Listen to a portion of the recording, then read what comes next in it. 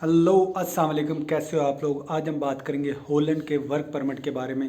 इसमें सिर्फ ओवरव्यू दिया जाएगा कि कैसे हॉलैंड का वर्क परमिट प्रोसेस करता है। जब आप out of Holland, out of Netherland से अप्लाई करते हो तो कैसे आप अप्लाई कर सकते हो, क्या क्या स्टेप हैं, कैसे कैसे कैटेगरीज हैं।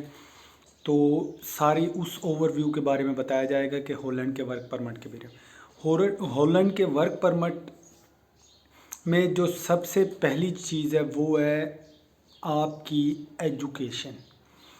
अगर हॉलैंड एक उन कंट्रियों में आता है कि अगर आपके पास जॉब अच्छी है, आपके पास स्टडी अच्छी है, एक्सपीरियंस अच्छा है, देन आप हॉलैंड का वर्क परमिट ईजिली अप्लाई कर सकते हो। अदरवाइज़ तो बहुत सारे एजेंट भी हैं जो 20-20, 30-30, 40-40, 50-50 लाख में कहते हैं कि हम हॉलैंड का आपको वर्क परमिट दे देंगे। बट अगर वो आपसे आधे पैसे भी पहले ले लें और वर्क परमिट ना भी लगे तो उनकी तो निकल पड़ी, ये वाला हिसाब हो जाता है। बट अगर आप खुद से अप्लाई करें तो सबसे पहले ये याद रखना, आपके पास एजुकेशन अच्छी होनी चाहिए, एक्सपीरियंस होना चाहिए। देन आपको जॉब अप्लाई करनी पड़ेगी हॉलैंड में।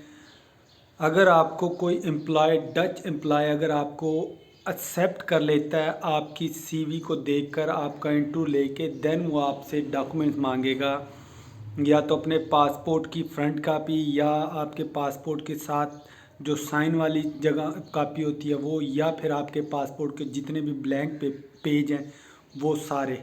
उसके अलावा आपकी डिग्री, आपके सर्टिफिकेट, आपसे पुलिस करेक्टर सर्टिफिकेट, आपसे मेडिकल सर्टिफिकेट, ये सारी चीज़ें, आपकी तस्वीरें, और आपसे आपका फिनांशियल जितना भी आपके पास बैंक फिनांशियल से लिहाज से बैंक स्टेटमेंट होगी, या कोई भी आपका कोई प्रॉपर्टी है, कोई चीज़ है, ये सारे। अगर आप शादीशुदा है तो मैरिज सर्टिफिकेट, अगर आप शादीशुदा नहीं है तो फैमिली सर्टिफिकेट, ये सारे डॉक्यूमेंट्स डच एम्प्लॉयर आपसे मांगेगा। ये सेंड होने के बाद वो आपका आईडीएम में अप्लाई करेगा, जो उनकी इमिग्रेशन है जो वर्क परमिट इशू करती है, वहाँ अप्लाई करेगा।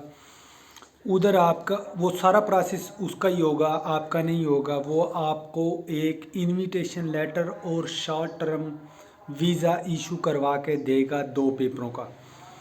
वो 2 पेपर लेके आपके पास, और जो सेम पेपर आपने उसके पास सेंड किए होते हैं वो सारे पेपर आपको दोबारा, देन जो आपका कॉन्ट्रैक्ट होगा वो भी साथ वो सेंड करेगा। उस कॉन्ट्रैक्ट में आपने जो जो शर्तें हैं, जो जो सैलरी का प्रोसेस है, वो सारा आपने रीड करना है, याद करना है, कंपनी का नाम, ये वो। क्योंकि जब आप वीज़े के लिए अप्लाई करोगे तो तन आपका इंटरव्यू भी हो सकता है 5-10 मिनट का। वो यही सवाल पूछेंगे, कितनी सैलरी है, कहाँ जा रहे हो, कंपनी किधर है, क्या कंपनी में पोजीशन आपकी, कब आपने अप्लाई किया, किसने आपका इंटरव्यू लिया था, कौन वहाँ का बॉस है, कितने साल का कॉन्ट्रैक्ट है, और जो बैंक स्टेटमेंट जो आपने अपने यहाँ से डॉक्यूमेंट डाले थे वो भी सारे आपको प्रॉपर आपको पता होना चाहिए कि मैंने पेपर कौन कौन से साथ लगाए हैं।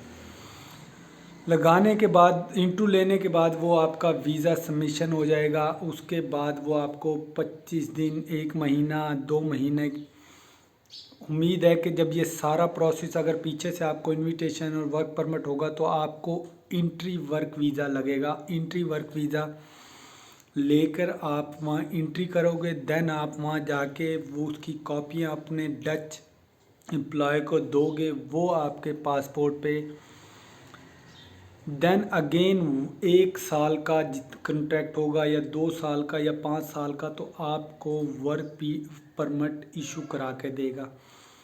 ये ओवरव्यू है, मैं आपको बता रहा हूँ कि कैसे प्रोसेस होता है ये। पहले आपको इवन जॉब ही हासिल करनी पड़ेगी, उससे पहले आपके पास अच्छी सी डिग्री होनी चाहिए, एक्सपीरियंस होना चाहिए, देन ही प्रोसेस आगे होता है। अदरवाइज़ बहुत सारे एजेंट हैं जो मैंने पहले भी बताया, पैसे लेते हैं कि हम 20 लाख में, 25 लाख में, आधे आप पहले दे दो, आधे बाद में। उनके पास एक ना होती है कि आपका वीज़ा नहीं लगा, आपके ही पेपरों में कोई ना कोई मसला है। जब वो ये बात कह देते हैं कि आपके पेपरों में, और आपको भी पता होता है कि मेरे पेपरों में एजुकेशन की कमी है, मेरे पेपरों में एक्सपीरियंस की कमी है, मेरे पास बैंक स्टेटमेंट की कमी है, मेरे पास और किसी चीज़ की कमी है, तो आप खुद भी बैक स्टेप हो जाते हो। देन वो आपको कह देता है पैसे मैंने सबमिट करवाए हुए थे इमिग्रेशन में, आप मिले नहीं। तो को ना तो इमिग्रेशन में आपको पैसे जमा कराने होते हैं, ये आपका एम्प्लॉयर होता है जो आपको कॉन्ट्रैक्ट, इनविटेशन, वीज़ा, सारा कुछ। हाँ, अगर आपका पासपोर्ट सारे डॉक्यूमेंट्स अगर तो है इंग्लिश में, देन आपको ट्रांसलेट करवाने की ज़रूरत नहीं है। अगर आपके हिंदी में, उर्दू में, अरबिक में या किसी और ज़बान में है, देन आपको ऑथराइज ट्रांसलेटर से इसकी ट्रांसलेट करवाने की ज़रूरत पड़ेगी। एम्बेसी से आपको पता करना पड़ेगा कि कौन सा ऑथराइज है। अगर इंग्लिश में है तो वो वैसे ही चल जाएंगे। तो ये ओवरव्यू था। होप कि वीडियो आपको अच्छी लगी हो तो यार चैनल को लाइक करना, सब्सक्राइब करना, दुआ में याद रखना।